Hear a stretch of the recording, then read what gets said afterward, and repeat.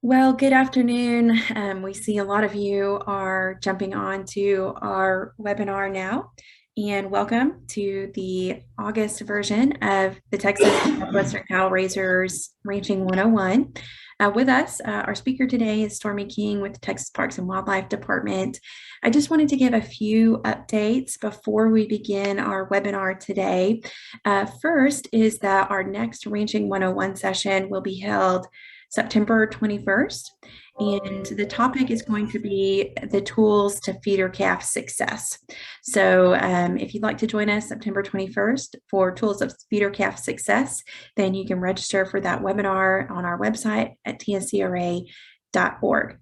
Today's webinar is sponsored by Lone Star Ag Credit. So we are going to watch a quick video clip on behalf of our sponsors, Lone Star Ag Credit. The cooperative difference. Lone Star Ag Credit is an agricultural lending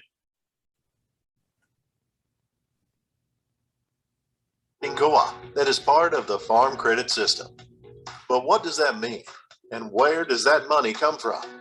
Well, to start, Lone Star Ag Credit doesn't accept deposits, and it's not funded by the government. The farm credit system delivers funding to Lone Star Ag Credit. These funds come from the sale of highly rated farm credit bonds and notes. As loans get paid back with interest, Lone Star Ag Credit keeps what it needs to operate, then returns the rest to its customer owners. That's right. Lone Star Ag Credit shares our earnings with our customer owners through a cash patronage dividend. The greater our earnings, the more we can pay. This is how Lone Star Ag Credit does business. The cooperative structure and patronage dividend commitment sets us apart from other lenders. It's one of the greatest benefits of doing business with us. Visit LoneStarAgCredit.com today.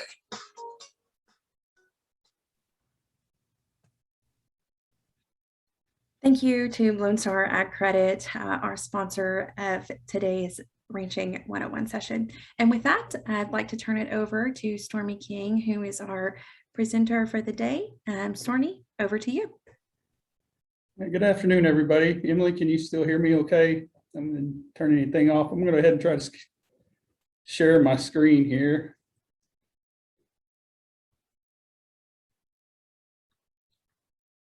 That up. And I didn't. It looks great. You have to bear with me, everybody. I'm just of an age that I can get away with not being a tech savvy. But first of all, just happy to be here with you all today. I really appreciate the opportunity to visit. I think it's appropriate that we're doing this right as all of our hunting seasons and the annual run to the woods is about to kick off here within the next couple of weeks. So I was telling Emily when she first asked me to be with y'all here today that there's really nothing more important at the very grassroots level to a game warden than anywhere in the state than a good relationship with his landowners. Y'all are our eyes and ears, our allies. Obviously, not everybody likes to see us coming, but as a rule, we've for 100 plus years, that's been pretty much the foundation of what we do as our landowners around the state. And so again, just happy to be here and appreciate the opportunity to visit with y'all today. And I'm going to let Emily run the question retrieval duties here because I don't think I can do it without messing something up. But so she'll kind of forward those questions as y'all have any. She's forwarded me a few that were provided, I guess, by folks as they registered or something that we'll certainly be happy to touch on. But I just kind of want to give a background. This is some real basic stuff and want to mention that John Solofsky, our Parks and Wildlife Director of Wildlife Division, was really hoping to be with us today, and he was going to kind of expand more on some of this, hard numbers of deer harvest and conservation issues and things like that. But unfortunately, we both got called to a meeting today that neither of us could get out of, but I was able to at least step away for a little bit. to be with y'all here today. So just want to throw that out there.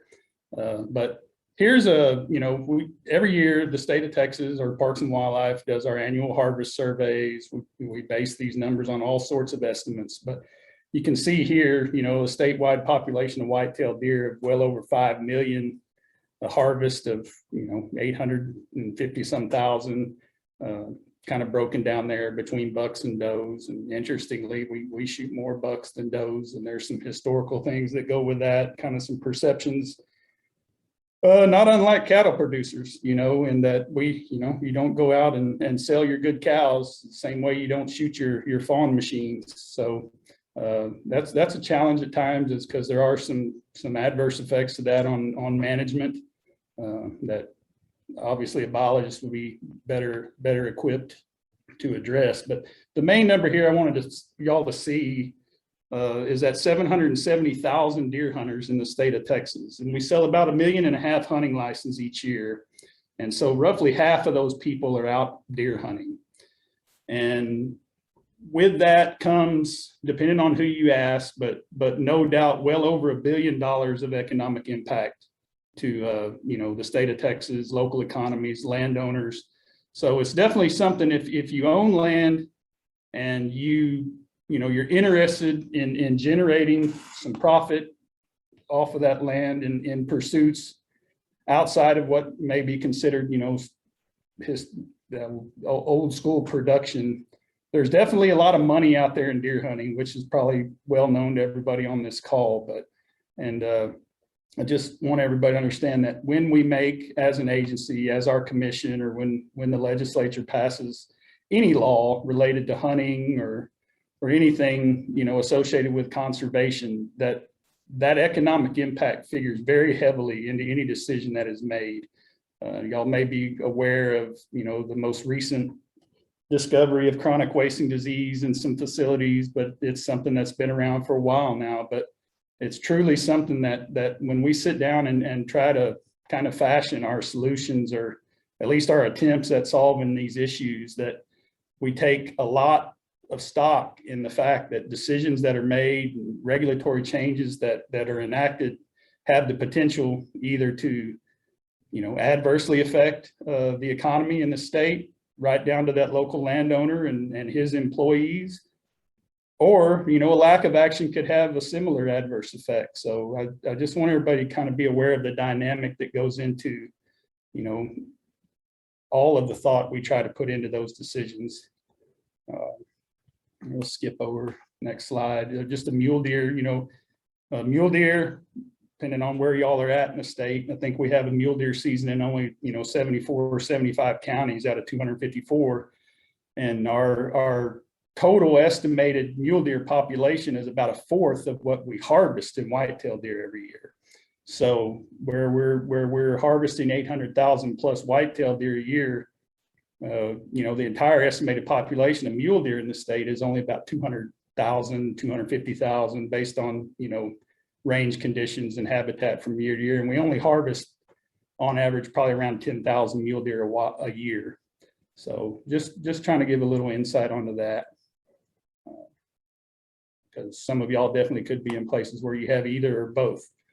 When we first spoke about me coming on here to visit with y'all today, Emily referenced the fact that some of y'all had, some questions, and so I guess looking for a little bit of insight on what's legal to lease your land. What do you need to do to be legal to lease your land in Texas? Well, in 1975, the legislature created what's known as a hunting lease license. Now, there's a lot of thought processes that went into it at the time, whether it was helping enforcing conservation, whether it was trying to track where this quote unquote commercialized hunting was occurring, or some management stuff, harvest data that was coming back to biologists to allow them to make their harvest recommendations, set the seasons, set bag limits, thing like that. So a lot of it was information based. But basically, here's the current fee for a hunting lease license. And a landowner or his or her agent can basically go down to Walmart or Academy or any place that sells hunting licenses and buy a hunting lease license. And it's based on acreage. The cost for the licenses based on the acreage. One second, my screen's flickering here. But anyway, so it's really as simple as that. Anybody that allows someone to hunt on their property for barter exchange of anything of value, so basically payment is what it comes down to, is required under current law to have this hunting lease license. There's no obstacle to obtaining one. It's got to be on the property, so that when a game warden comes out there, if they're inclined to check and make sure that you have one, that you have it. So I told Emily I wouldn't be able to talk for an hour about hunting lease license. So that's basically it. If anybody has any questions about that, please feel free to ship them in, and I'll be glad to try to answer them. One thing, some of the questions that Emily sent me yesterday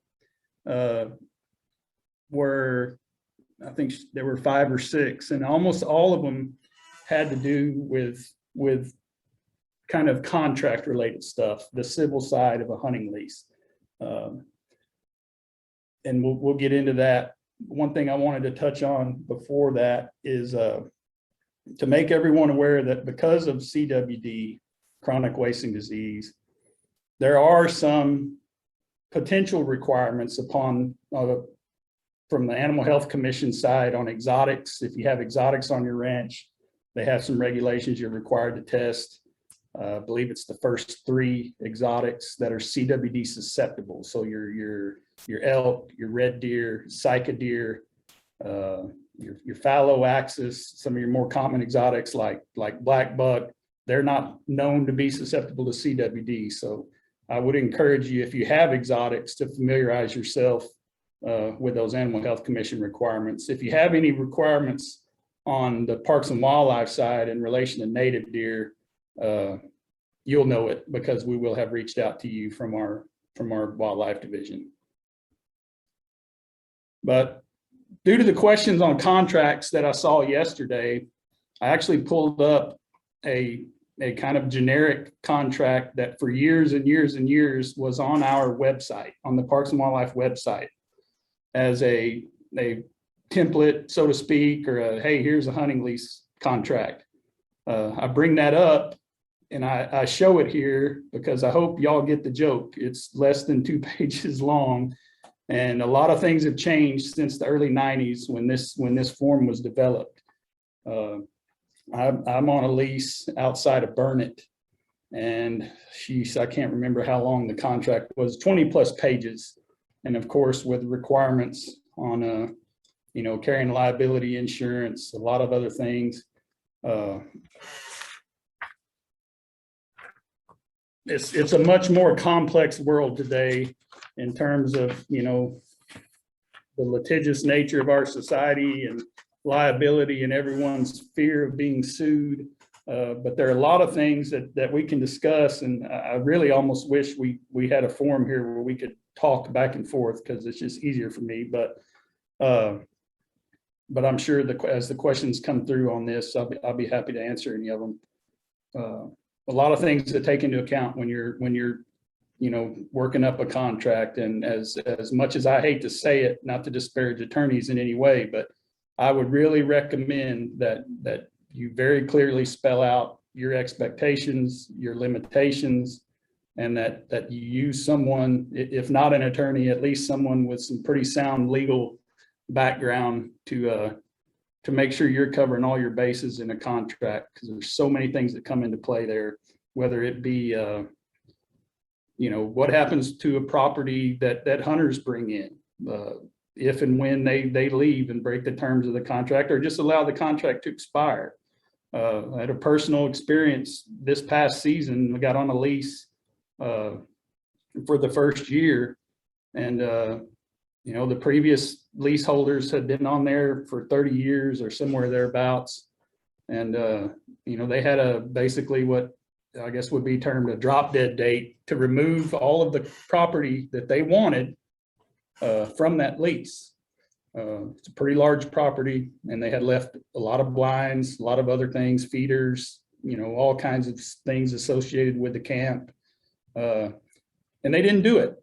And so the contract that we signed with the landowner, in that contract, all of the property basically conveyed with the lease. Anything those guys didn't get out by the deadline was now ours, and at least in regard to use on the lease. Obviously, it wasn't our property, but it was supposed to be part of the lease agreement. Well, those guys never came and got their stuff, and then somewhere around, I think deer season may have already actually started. They accessed the property through a gate where they were friend with the neighbor, and they came in and took it all.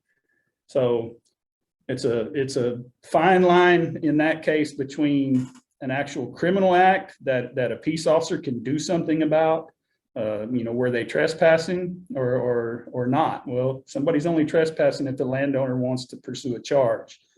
In this case, they didn't. So at that point, possession of all that stuff basically reverts back to the old adage, possession is 9/10 of the law. If I had been there, or if another one of our guys on the lease had been there, we probably could have told them, hey, you don't have permission to be here. You need to get off. In which they would argue, well, that's our stuff. And they'd say, well, that's up my responsibility. That's up for a court to decide. But once they got in and got it, then the shoe's on the other foot. So all the little intricacies involved with civil law are probably something that if you don't well understand, you probably should make sure you cover in your contract and make it where it's enforceable. And in this case, it was probably $40,000 worth of blinds. And to his credit, the landowner replaced them, and because of the contract he had with us. So I'm sure we'll get back to some questions on that, on leases and things like that. But just wanted to throw out a little scenario there of things to think about. And with that, I'm going to do a little advertising I promised I would do for John Stolofsky on our managed lands deer program. I'm not sure, the makeup of the group here, how many are familiar with it. I'm sure some, probably not all, maybe more than I think. But this is a program that's been going on for a little over 20 years now. And basically, you may have heard it called several things: landowner tags, special season. There's a lot of things people call this, but the actual name of it is our managed lands deer program. And what it is basically is a tool for landowners to enhance their ability to manage their property. So for years and years, if you owned a ranch that, say deer numbers were too high and you needed to remove, say you had 1,000 acres and your biologist tells you, man, you got too many deer on this place to get where you want to be in terms of what your herd looks like. You need to remove 50 deer off of this 1,000 acres. And I'm just throwing out numbers there because I'm not a biologist. But in the past, that could be very difficult because, I only have 5 deer tags and my kids only have 5. So you're looking at depending on what county you're in, you can't even legally harvest that full 5. So the managed lands deer program was kind of something that evolved as a way to aid landowners in managing their herd. Now, with that came, we're not just going to give you some tags so you can go slaughter a bunch of deer. You've got to have, some harvest data, some habitat management, some things like that kind of where we're working a multi-pronged approach to get where we want, we're not just signing a way for you to kill as many deer as you want or to run a commercial hunting operation. So they went along like that for several years. As you can see on the graph here, from 1998 to, I think the number was around 1,100, right at 1,000 cooperators in the MLD program to now. I have to move my little things in the way. now we're over 12,000, and with over 30 million acres in Texas are now under the managed lands deer program. And this applies to both whitetail and mule deer. But some of the things this program affords you the opportunity to do is, rather than have to face, what do I do? How do I take off 50 deer? Well, in conjunction with your local biologist, you'll actually be issued a number of tags based on, all of the things I mentioned earlier. What kind of habitat you have, what your historical harvest has looked like.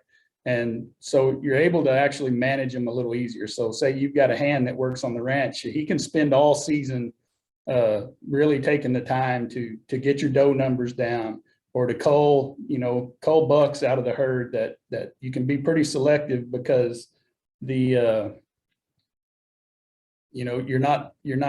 don't have to have 20 hunters out there blazing away to get that desired harvest accomplished. Now, recently, I think according to the graph here, 2017 would have been the first year we kind of reworked, because it became so much. We basically didn't have the bandwidth within the agency to handle the number of people that wanted to participate in the program. Now, since then, we've gotten some, I think I'm speaking on behalf of wildlife here, so I'm probably wrong, but I think some money and some positions have been appropriated to kind of help us close the gap a little bit. So, but due to that, really a lack of manpower and just the expense that it was costing the agency, in 2017, they kind of reorganized the MLD program to what's known as a conservation option and a harvest option. And the harvest option really becomes more of a way for a landowner with very little input from the department. So you're not taking up a biologist a lot of his time or his or her time to come out and do browse surveys. You've established your harvest data through 3 years of harvest data. You've established your kind of your historical trends of how many deer you've taken. So you got 3 years of harvest data, and then you've got basically a habitat. And the folks in wildlife who are a lot smarter than I, they've done some pretty impressive stuff with our GIS folks and in creating a map of the entire state of Texas, where they can survey basically by going into this system, and you draw an outline of your place on a map for them, and they can kind of do a habitat assessment without ever going out there in a way. And it's obviously it's scientific, so there's some variation, there's some times that it's not just spot on, but they can do a pretty dang good job of estimating based on those habitat maps what your what the numbers in your deer herd should look like, what the carrying capacity of that place is. And then based on that, they can make harvest recommendations and issue tags for harvest option properties. And in a way, it's much more convenient for the landowner, and it's much less of a draw on staff and department time and resources. Now, the conservation option, which is still the overwhelming majority of participants and cooperators, is much more of the old school thought, where you're working with a biologist. You're flying and doing deer surveys or doing spotlight surveys. The biologist is working with you to do habitat assessment, looking at browse surveys. And so, but we're seeing that it's a good option for folks that don't need all that help to still participate and be able to manage their numbers.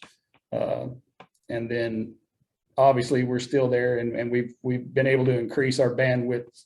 We're in the process of increasing our ability to continue to best serve those who still want that more intensive kind of technical guidance. And of course, whether you're in this program or not, your biologists around the state are there for you as a resource to offer technical guidance to help you in any way. But the popularity of this program has really grown. And like I say, going from, less than 2 million acres in the program in 1998 to well over 30 million now is I guess, a statement as to how much folks like the program, if nothing else.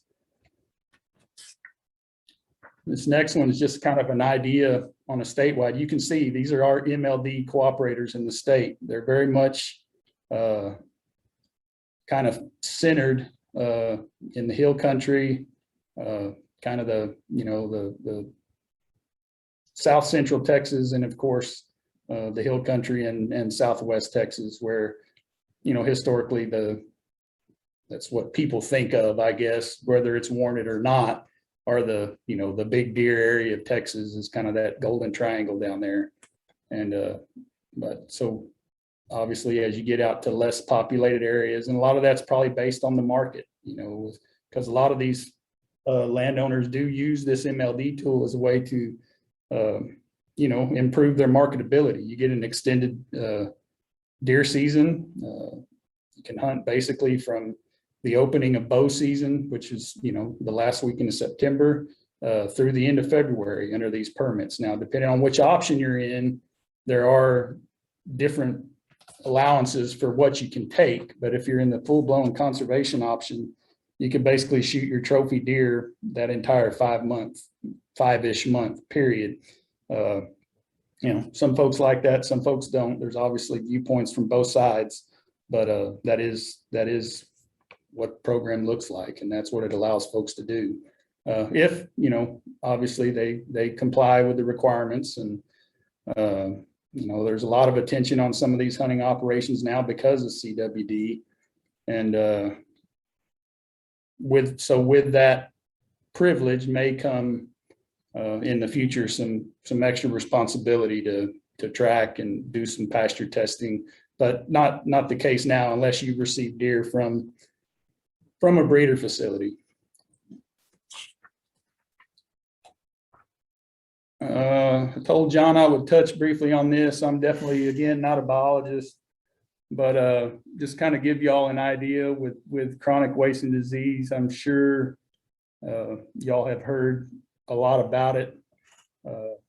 I'd have to study these graphics here to really even know what they represent, other than kind of just raw numbers of, like, these are raw numbers of deer that have tested positive for CWD around the state. This area, I hope y'all can see my screen, up in Northeast Texas, that was a captive deer facility. But a brand new part of the state where CWD has now been detected. Same with down here in Matagorda County, and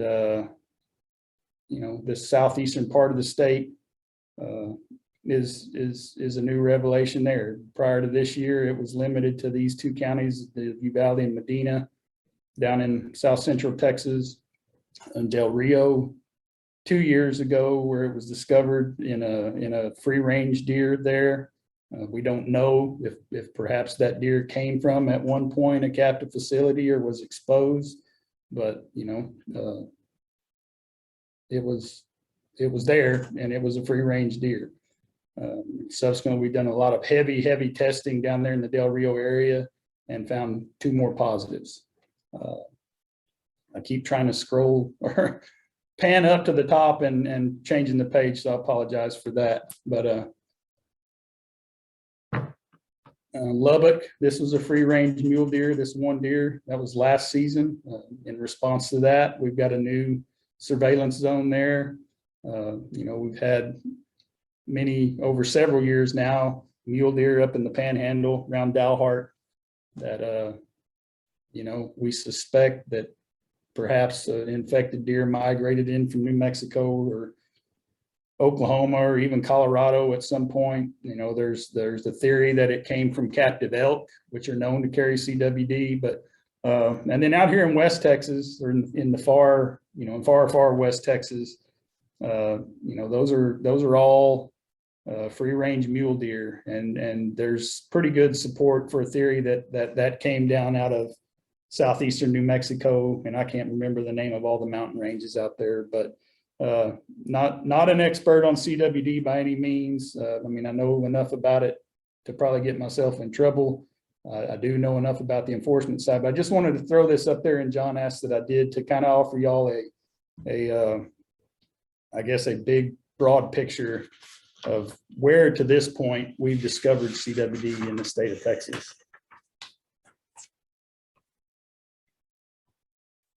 And Emily, I'm not much on keeping track of my rambling time. So if we get to a point where you've got a bunch of questions stacked up and you feel like we need to start asking questions or answering them, please let me know.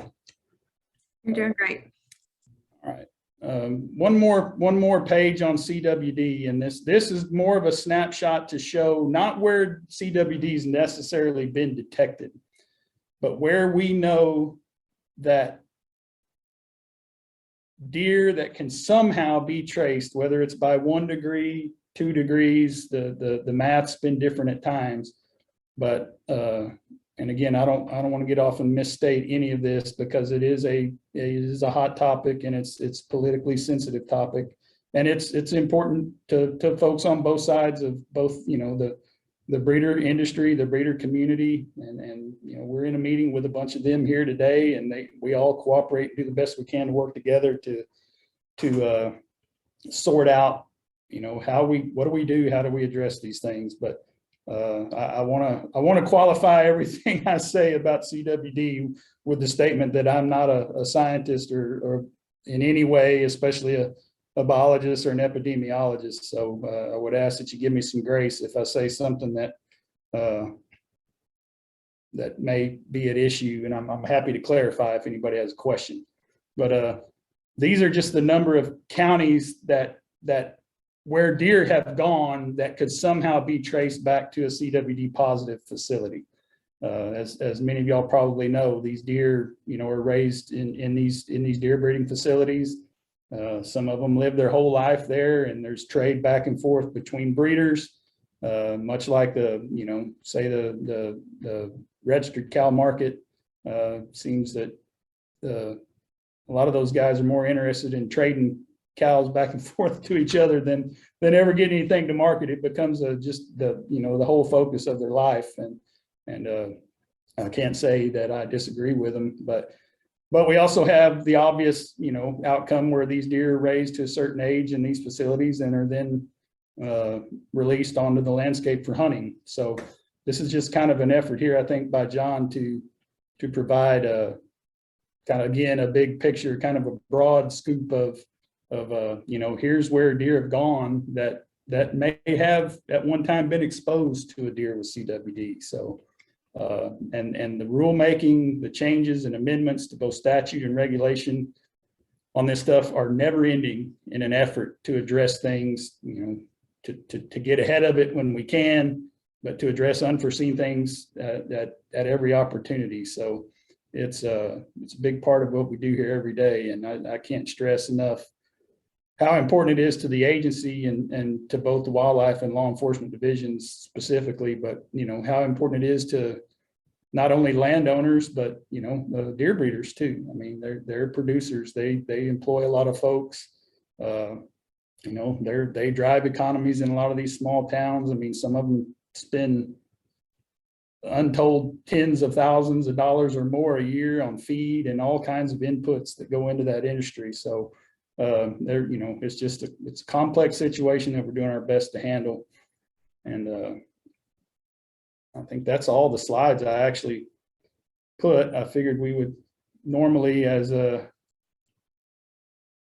anytime a game warden speaks somewhere, it turns into a question and answer session pretty quickly and can go on for a while. I told Emily, I had told her originally when she asked me to be here that I was going to allot as much time as I could, on top of the hour that for the presentation to, that I could be here all afternoon to answer questions. Unfortunately, that I got that changed for me. So I am going to have to try to limit it as close to 2 o'clock as I can. If we run over a little, that's fine. But I think we get a lot more out of the question and answer times than at least you do from a presentation from me, because I'm sure there's someone that can present something that could keep everybody hitched. But with that, Emily, do we have any questions? We do, yes. So I will read you a few of these. I believe you had a few that were submitted on your end as well. For anybody who's watching that does have a question, two ways you can submit some questions. down below, you'll see a Q&A box, and you'll also see a chat box. So I'm going to start reading off a few of the questions that we have received so far. If you do have some questions, go ahead and start submitting those to the Q&A and chat box, and we'll try to knock out as many as we can before 2 o'clock. Okay, Stormy, one of the first questions that we had come in is, our property is spread out across the county. Are we supposed to keep a premise ID at each location, at each hunting location, or does one premise contract constitute for all of the locations across the county? Or I guess maybe I'm just not clear now. A premise ID strikes a chord with me because that's an Animal Health Commission term. If you're referring to Animal Health Commission regulations on I mean, I know premise is a normal word too, but it's an actual technical term used by the Animal Health Commission if it's in regard to any of their testing requirements on susceptible exotic species. I'd really have to refer you to them for that.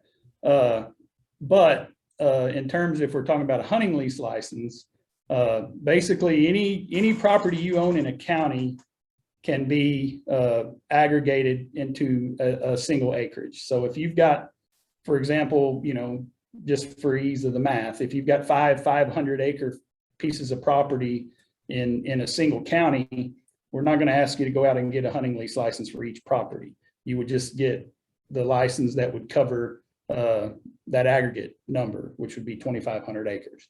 Now, as far as having a copy on the property, technically under the terms, under the law, you're required to have a copy of that license. Obviously, it can be just that, a Xerox copy on the premises.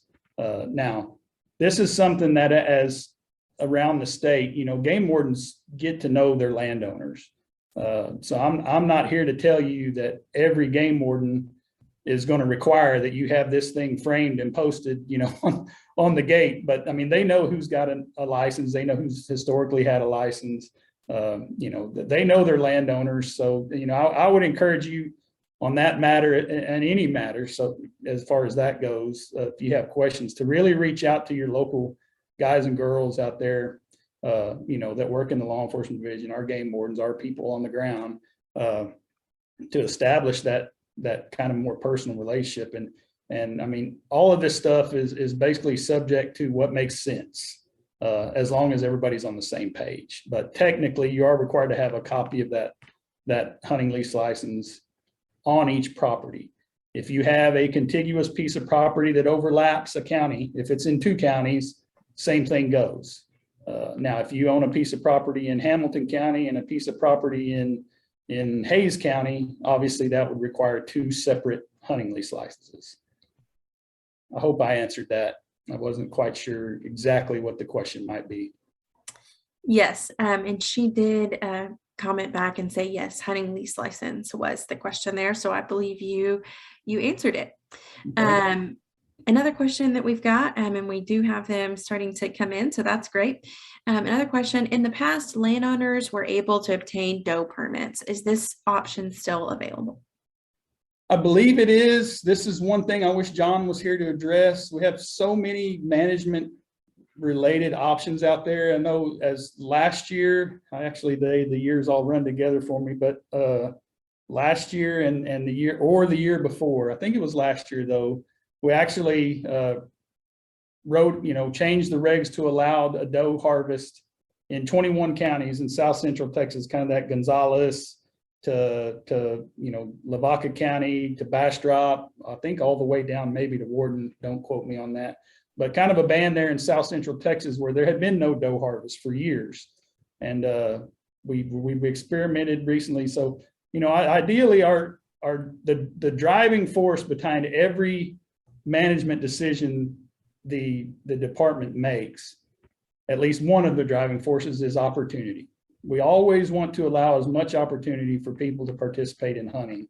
I mean, because if it doesn't, we're all out of a job, but beyond that, it's just the right thing to do. And it's our mission, but I believe there are still areas of the state where doe permits are issued. Now I know doe permits on mule deer are issued in a good majority of the state where mule deer seasons occur. Now there's some 3 counties down on the river, basically, kind of that, just east of Big Bend area, Brewster. Well, Brewster's in Big Bend. Anyways, I'll ramble on forever. But for mule deer, certainly doe permits for mule deer are still issued because we obviously have lower numbers, lower densities of mule deer than we have for whitetail in so many areas of the state. But if Emily, if you want to kind of maybe help keep track of questions I don't answer, and I can answer them and send them back, and you can share them here in the chat for the folks, or if you want to get email addresses, and obviously anybody on here is welcome to email me if you want to provide my email address at the end of this thing. I would say call me, but you probably won't break through if you try to call me. So just because I spend so much time on the phone, but anyways. That's great. Okay. We've got a lot more questions coming in, so I hope you're ready.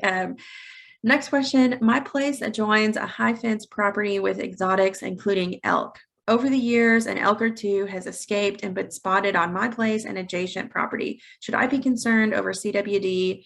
They are not currently in a concern, but you just never know.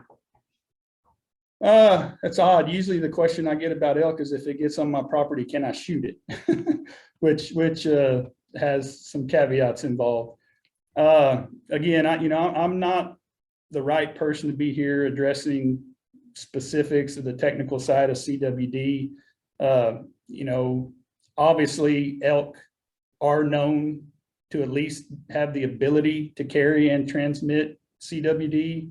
If you're in a known CWD zone, I think the hair on the back of your neck might stand up a little bit more. You might have a little bit of higher risk associated there.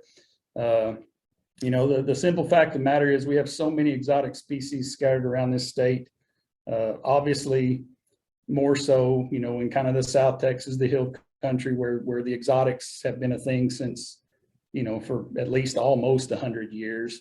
Interestingly enough, the elk up in the Panhandle, we're seeing are actually kind of migrating back into the country and repatriating themselves, for lack of a better term, as free ranging elk herds coming in out of Colorado and New Mexico. Of course, we've had a herd of elk in West Texas, the Glass Mountains, Marathon, and even further down towards the river in Pecos and Brewster counties and Jeff Davis counties for many years. So I wouldn't, just because I saw an elk, it wouldn't just make me get, totally nervous or afraid. I would just probably try to do the best I could to assess what my risks were based on where I was. I mean, if you're in an area where, CWD's been detected, obviously, I think you have a higher risk there. And I would probably consider harvesting that animal and getting it tested.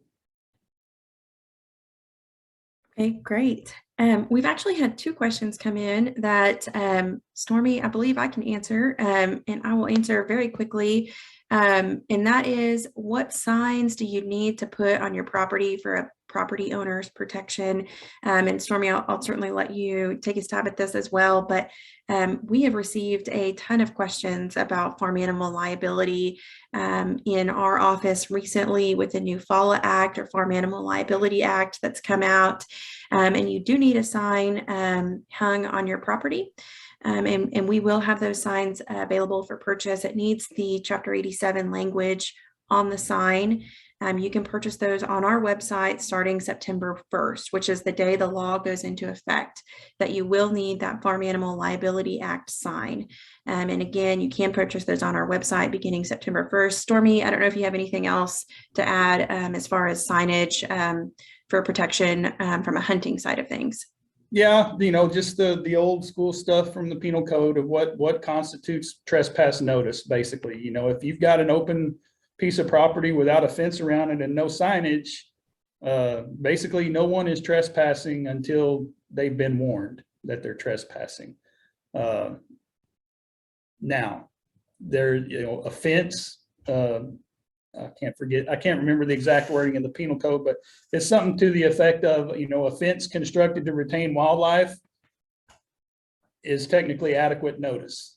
So if you climb over a fence, you know, at least in most areas of the state, and this varies depending on what level of criminal liability a local prosecutor or a justice of the peace or whoever it may be may want to place on that person as a threshold to when they feel that's appropriate to prosecute.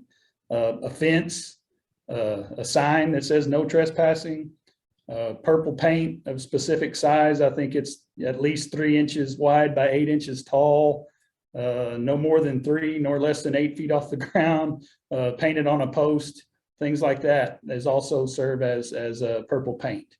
And I see someone's chiming in here. I've got the chat pulled up that's offering up that definition. So good deal there. That'll be in the who is that?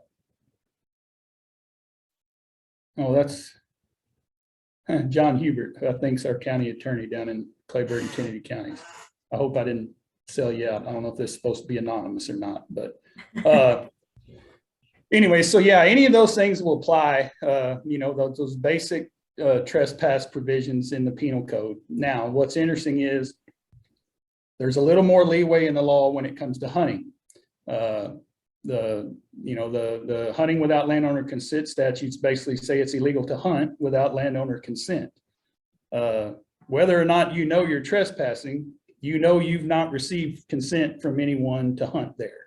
So there's a little more leeway in there if we've got a good case of what we call an old school poacher or a walk-in hunter or a backpack hunter, you know, or they shoot from the road and then hop the fence to go recover the deer, whatever the case may be. That element of trespass or proving that element of trespass does not necessarily have to come into play. But I don't say that to say, you know, that I don't recommend you properly post your property, because regardless of what's legal and what's not, it's always a stronger case if it should have been reasonably obvious to the actor that they were somewhere they weren't supposed to be. Because it does come into play sometimes on coastal land down in Kennedy or Clayburgh counties where some of those property lines aren't so clear. And a lot of things similar with riverbeds throughout the state that are navigable by either in statute or in fact, and therefore accessible by the public. You know, sometimes it's not as simple as here's a fence. So I'd recommend to anybody that they post their property if they want to be able to pursue any kind of hunting charge. Yes, and I should add, ours is from a farm animal side of things. So if you have livestock, those are the signs that we'll cover, whereas yours are more wildlife and trespassing related. Just to clarify there. A few more questions that we've got. In Clayburgh and Kennedy counties, for illegal deer hunters, they're required to pay restitution for the deer to the state, but also restitution to the landowner and hunting lessor for the value of the hunt. Do you see that approach in other areas of the state? I've seen it scattered around. You know, at that point is when someone's convicted of a crime, or even in a found liable in a civil case. You know, it basically boils down to that the terms of a plea agreement or things like that.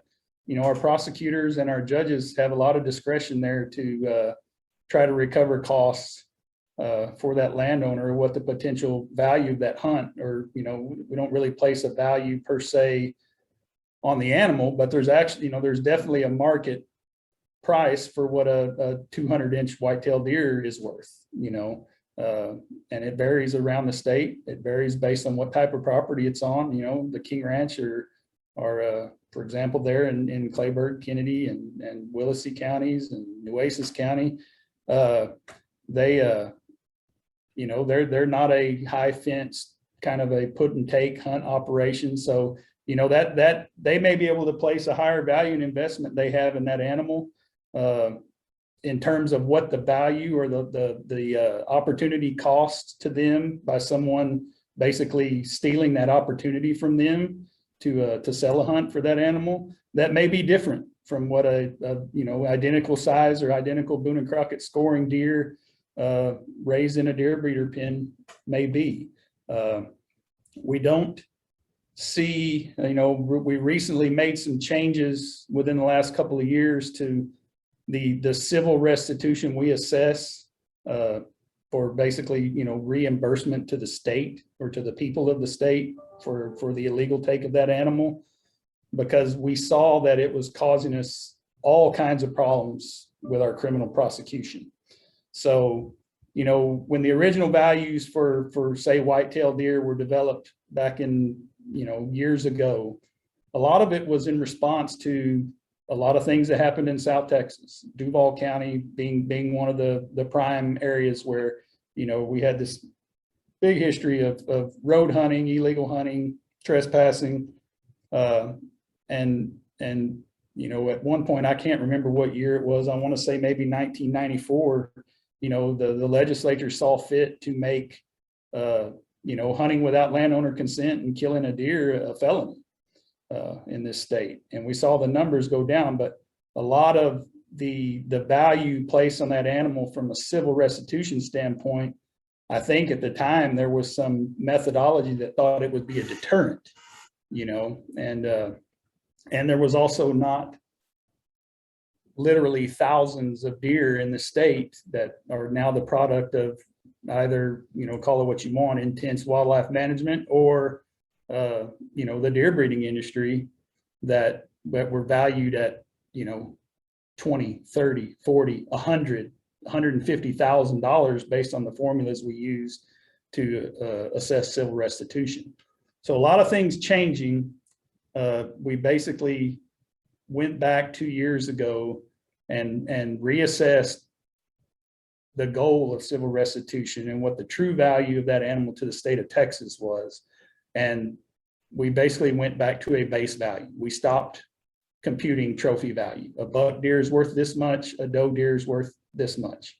And there were just so many violations that were occurring with deer that were scoring so high that we were having obvious, basically prima facie cases of criminal conduct being dismissed because the judge didn't want to assess a $150,000 civil restitution penalty on a person, understandably in most cases. And so I think the prosecutors and your local courts can get pretty creative in at least making sure that the opportunity cost of that landowner can be addressed, whether it's through a plea agreement or a judgment from the court. But it's not something that we've seen much of yet, but I suspect we may start seeing it occur more down the road.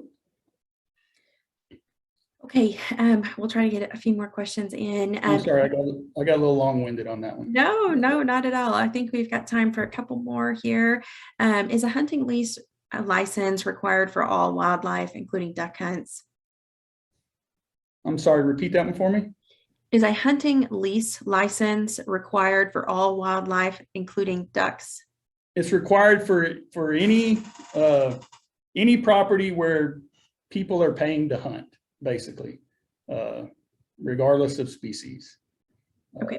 Now that poses some challenges, especially to some of our our waterfowl outfitters, because they may have 30 or 40 different landowners that they work with to have a place to take their hunters every year, and half of those places they don't know if the ducks are ever going to be there. So it's kind of a scramble for them once the ducks or geese show up to then go out and get the lease license for that property. And there's actually been some suggestions from within that industry that we go to a guide license that would cover it. And while they support it, I suspect a lot of the folks in, say, the deer hunting industry may not. So it's a conversation at this point. But to answer the question, yes, regardless of what you're hunting. Now, if you're just having your family out or invited guests, nobody's paying you, nobody's trading you a King Ranch pickup to come hunt, anything in barter exchange of anything of value, then this is not required. It's not required to hunt. Only if you're charging people, if you're leasing that property for hunting, basically, or a trespass fee, a lot of people call it in other states. If someone's paying you to hunt there, you need this license. Okay. We've actually had a few people ask, where can they get a more current sample hunting lease example? We don't have one. And like I say, I show you, I guess you're talking about the contract. I'm sure there are a lot out there. Like I say, the one that I recently signed last year was dozens of pages long. And again, it required us to carry a liability policy. I mean, it's unfortunately, it's not the good old days, where, hey, a handshake still means everything to a lot of folks, but it just doesn't mean enough to everybody. So I really would recommend anybody there's got to be some stuff out there. I honestly haven't researched it much, but we don't offer anything for the simple fact of, we don't want something that we put out there to end up costing somebody a headache. And I mean, we dang sure don't want them to blame us for it if they do. So I really think there's got to be maybe somebody, cattle raisers might have a resource, some of your farm bureau, some of your local, county agent, somebody like that may be a good place to go ask, or, hell, even a ranch dealer, broker or real estate dealer somewhere in your local community could probably shoot you in the right direction. Okay. According to Texas Parks and Wildlife regulations, bow season has ended or will end right around the end of October. Does that mean it's illegal or against the law to hunt white-tailed deer with a bow after that date? No, your general season is open to any legal means or methods. What's limited, the reason we create the bow or the muzzleloader seasons is that's a time where that is the only legal means. So bow season starts early, end of September, runs through, the end of October, first part of November. So what's done is that reserves that time to bow hunters only. So you can't hunt with a rifle during that time unless you're an MLD cooperator in the right program.